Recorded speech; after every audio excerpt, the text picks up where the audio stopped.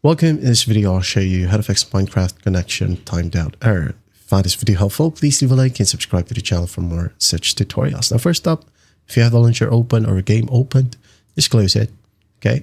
Now go to the bottom right, tap on your date and time, or right click on it and just click on adjust date and time. Okay. Once that's done, make sure that set times out automatically is enabled. Set time automatically is enabled. And after that, scroll down a bit and find sync now. Click on it. Just wait for it to load. Well, once it loads, go out and find your search bar and type down network reset. Okay, just like so.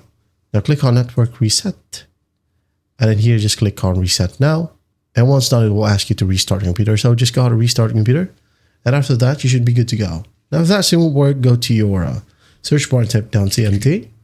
Click on run as administrator. Click on yes, as there will be a pop-up.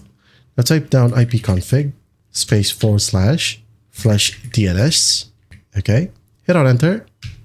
ipconfig space / release. Hit on enter. Now type down ipconfig space / renew. All right, and after that, just hit on enter. Wait for it. Now close the command prompt and run Minecraft and check if it helps. If that still won't work, don't worry, you still have an option. Just find control panel, just like so. Click on it. Under at the top right, make sure that you're under large icons. Now click on network and sharing center. And here at the top, click on change adapter settings. Now double click on the network that you're currently using. Click on properties, TCP IPv4, properties, and copy my settings. Okay.